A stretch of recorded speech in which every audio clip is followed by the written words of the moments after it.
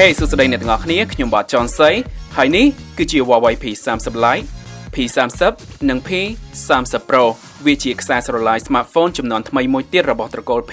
ដែលទើបប្រកាសចេញកាលពីថ្មីនេះអញ្ចឹងខ្ញុំគិតថា Hey តម្រាំដល់ video review ពេញខ្លាយអ្នកទាំងអស់គ្នារងចាំយូរដូចនេះថ្ងៃនេះខ្ញុំនឹងធ្វើការបើកប្រអប់និងបង្ហាញពីការចាប់កាន់ដំបងរបស់ខ្ញុំទៅដល់អ្នកទាំងអស់គ្នាសិនតនដៃខ្ញុំមិនទាន់ប្រឡាក់លើខ្លួនប្រាណរបស់ទូរស័ព្ទទាំង3គ្រឿងនេះច្រើនអញ្ចឹង P30 Pro ឆ្នាំមុនធ្វើព្យុះភ្លៀងខ្លាំងនិងចាប់ផ្ដើមរុញរលកបច្ចេកវិទ្យាឲ្យឡើងខ្ពស់ទៅលើវិស័យកាមេរ៉ាហើយយើងឃើញក្រុមហ៊ុនជាច្រើនចាប់ផ្ដើមចូលជិះស្គីនៅលើទឹកនឹងដែរចំណែក P30 Pro ពិតជាទាញចំណាប់អារម្មណ៍យើងជាថ្មីម្ដងទៀតទៅលើបទពិសោធន៍នៃការថតរូបអ្វីដែលអ្នកគួរដឹងមុននោះគឺថា P30 Lite វាកំពុងដាក់លក់នៅក្នុងស្រុកយើងហើយនៅឡើយ P30 និង P30 Pro ទេដែលមិនទាន់បញ្ចេញលើទីផ្សារដោយនេះក្នុងវីដេអូនេះខ្ញុំនឹងធ្វើការតម្រង់តែលើអាថុំទាំងពីរស៊េរីប៉ុណ្ណោះចំណែក P30 Lite ខ្ញុំអាចនឹងធ្វើវីដេអូពេញតាមក្រោយប្រអប់របស់ P30 Pro នៅរក្សាទ្រង់ទ្រាយសាមញ្ញដដែលទាំងការរចនាលើប្រអប់ក៏នៅធម្មតាដោយប្រអប់ smartphone Huawei ជាច្រើនទៀតដែរគឺវាមានតែអក្សរបញ្ជាក់ពី model និងផ្ទៃពណ៌សសុទ្ធនៅក្នុងប្រអប់យើងទទួលបានទូរស័ព្ទមួយគ្រឿង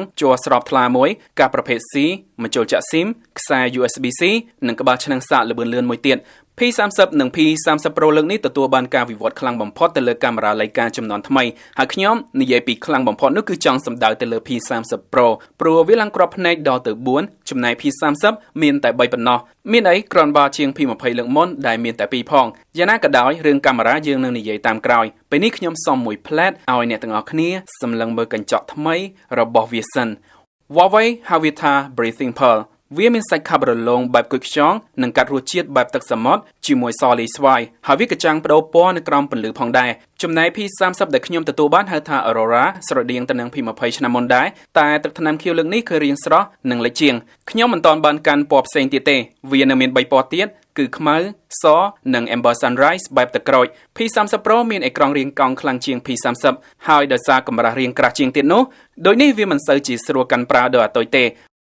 រចនាបថរបស់ P30 នៅភ្ជាប់ស៊ុមលោហៈដដែលតែវាមានការឈូសឲ្យស្មើជាងមុននៅខាងលើនិងនៅខាងក្រោមវាក៏ទទួលបានការផ្លាស់ប្ដូរ3ធំបំផុតទី1គឺវាគ្មានឆកធំទៀតឡើយលើកនេះ Huawei ប្រើឡេនដំណក់ទឹកដែលផ្ទុកកាមេរ៉ាធំជាងមុនទំហំ32 megapixel វិញទី2គឺវាមិនប្រើ sensor scan ម្រាមដៃបុរាណនៅក្រោមអេក្រង់ដែលស៊ីផ្ទៃធំទៀតនោះទេហើយទី3គឺវាក៏គ្មានមុខងារ scan មុខបែប 3D ទៀតដែរដោយវាទាំងពីរប្រើ sensor scan ម្រាមដៃនៅក្រោមអេក្រង់វិញជាប្រភេទ optical ធម្មតាដោយ smartphone ដទៃមិនមែន ultrasonic ដោយ S10 ឡើយហើយទាំង3នេះជាការផ្លាស់ប្ដូរដែលយើងអាចស្វាគមន៍ក្នុងការទទួលយកវាធ្វើឲ្យអេក្រង់លាតទូលាយជាងមុននិងជួយឲ្យតួខ្លួនកាន់តែលេចធ្លោដោយទំហំអេក្រង់របស់ P30 6.1 អ៊ីងរីឯ P30 Pro រាងធំជាងបន្តិចដល់ 6.47 អ៊ីងតែអ្វីដែលស្ទើរចំនួនបន្តិចនោះគឺកម្រិតបង្ហាញ Full HD+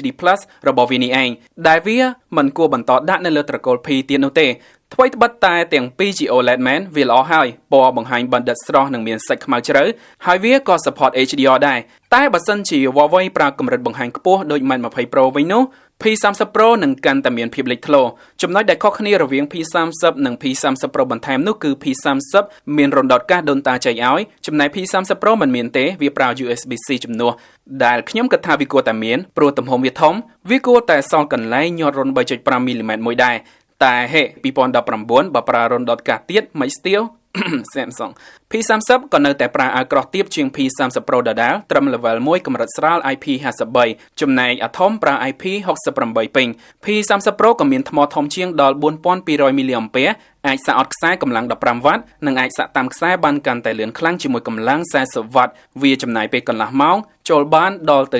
70% ថែមទាំងអាចសាកទៅ smartphone ដទៃបានតាមមុខងារ reverse charge ដែរដែលលើ P30 ធម្មតាមិនមានទេទំហំថ្មវា3650មីលីអាំពែនិងអាចសាកថ្មចូលលឿនកម្លាំង 22.5 វ៉ាត់បន្ថែមពីលើនេះនៅលើអាថុំក៏មាន IR blaster សម្រាប់បញ្ជាគ្រឿងអេឡិចត្រូនិកដែលមុខងារនេះមិនមានលើអាតុចឡើយរីឯរុនចាក់ SIM P30 Pro នៅខាងក្រោមចំណែក P30 នៅខាងឆ្វេងវាទាំងពីរអាចទ្រទ្រង់ SIM បាន2និងថែម memory ក្រៅបានជាប្រភេទ nano memory វានៅតែជាកាតដែលពិបាករកទិញបំផុតទៅលើប៊ូតុងចាក់សោនិងប៊ូតុងសំឡេងស្ថិតនៅខាងស្ដាំដូចគ្នាវាមាន speaker មួយគ្រាប់ដូចគ្នាកម្លាំងម៉ាស៊ីនដែលរត់នៅក្នុងនេះដូចទៅនឹង Mate 20 Pro ដែរវាប្រើ chip Kirin 980ទំហំ7 nanometer RAM 8GB ជាមួយទំហំផ្ទុកឡើងដល់ 512GB ហើយ smartphone ទាំងពីរនេះក៏រត់នៅលើ Android Pie លើ stock Emotion UI 9.1 ថ្មីដូចគ្នាវាមានការកែប្រែបន្ថែមទៅលើ icon និងចំណុច UI មួយចំនួនទៀត ទៅលើរឿងនេះខ្ញុំនឹងនិយាយបន្ថែមនៅក្នុងវីដេអូ review ពេញបន្ទាប់គឺធ្លាក់ដល់កាមេរ៉ាក្រោយនេះ P30 មានកាមេរ៉ា3គ្រាប់ 40 megapixel aperture 1.8 lens ដើម 16 megapixel lens ទូលាយ ultra wide និង 8 megapixel telephoto អាច zoom បាន3ដងចំណែក P30 Pro lens ដើមទំហំ 40 megapixel តែវាមាន aperture ធំជាងដល់ 1.6 ហើយវាមាន OIS ជំនួយមកស្រាប់ lens ទូលាយវាក៏ធំដែរដល់ 20 megapixel ចំណែក lens ទី3ហៅថា periscope ទំហំ 8 megapixel ដែលអាចធ្វើការ zoom ដល់ទៅ 5 ដង zoom បែប optical 10 ដងនិង zoom digital បានដល់ទៅ 50 ដងឯណោះរីឯចុងក្រោយជា TOF 3D camera ឬ time of flight វាជាជំនួយដល់ផ្នែក AR និង AI ដូចជាវាស់ប្រវែងឬកម្ពស់និងជួយដល់មុខងារ portrait ឲ្យកាត់គែមបានកាន់តែផលល្អអញ្ចឹងមើលទៅកាមេរ៉ារបស់ P30 Pro វាមានប្រៀបច្រើនជាង P30 ជាពិសេសគឺ lens periscope ដែល Huawei ថាថតឃើញព្រះច័ន្ទនោះឯងចាំមើលខ្ញុំសាកថតព្រះច័ន្ទឲ្យអ្នកទាំងអស់គ្នាមើលហើយ lens នេះក៏ជាផ្នែកដែលធ្វើឲ្យខ្ញុំភ្ញាក់ផ្អើលផងដែរព្រោះវាធ្វើឲ្យយើងឃើញអ្វីដែលមិនអាចឃើញចំណុចពិសេសបន្ថែមគឺ lens ដើមវាប្រើ sensor super spectrum ថ្មីដែលវាជួយទាញពន្លឺចូលបានច្រើនជាងមុនដល់ទៅ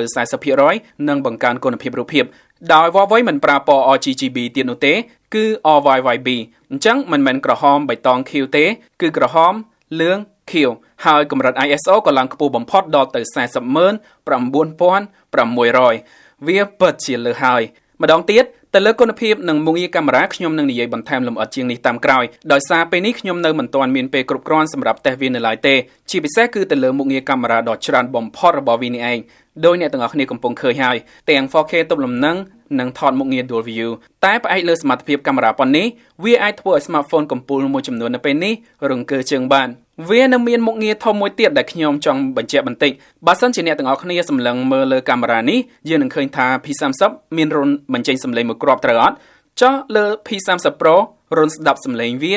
នៅកន្លែងណានឹងហើយជាផ្នែកដែលគួរឲ្យចាប់អារម្មណ៍ចាតាមពិតការបំបត្តិរុនស្ដាប់សំឡេងនេះធ្លាប់មាននៅលើ smartphone ដទៃហើយដូចជា Mi Mix ចំនួនទី1ដោយវាប្រើរំញ័រសំឡេងពីខាងក្នុងយ៉ាងណាមិញគុណភាពសំឡេងគឺខ្សោយនិងរាងអន់តែបច្ចេកវិទ្យាបញ្ចេញសំឡេងក្រោមអេក្រង់នៅលើ P30 Pro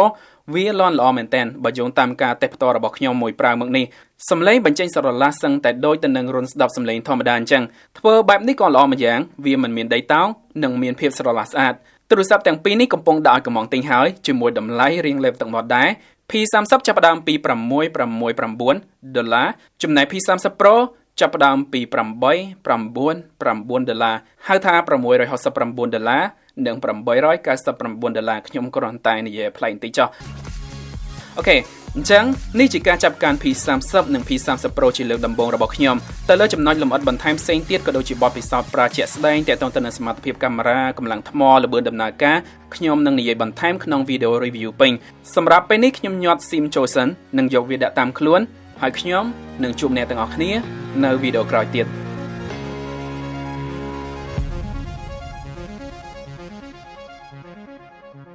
ជោគជ័យពីមុខជំនួញជាអ្វីដែលខ្ញុំទទួលបានហើយខ្ញុំកាន់តែទទួលវាបន្ថែមទៀតសម្រាប់ការរស់នៅរបស់គ្រួសារខ្ញុំដែលកាន់តែជោគជ័យរាល់សេវាកម្មខ្ញុំបានបំពេញយ៉ាងល្អសម្រាប់អតិថិជនរបស់ខ្ញុំហើយខ្ញុំក៏កាន់តែបំពេញយ៉ាងល្អឥតខ្ចោះថែមទៀតសម្រាប់សកម្មភាពប្រចាំថ្ងៃនៃការរស់នៅរបស់ខ្ញុំគ្រប់កលៈទេសៈគឺសុទ្ធតែជាសុភមង្គលការរស់នៅដ៏ប្រសើរដែលគ្មានទីបញ្ចប់ចាប់ផ្ដើមទទួលយកការរស់នៅជាមួយភាពជោគជ័យក្នុងវេលាភ្លោះម៉ូដថ្មីរបស់បរិយាពេញហួតធ្វើឲ្យជីវិតលោកអ្នកកាន់តែមានន័យ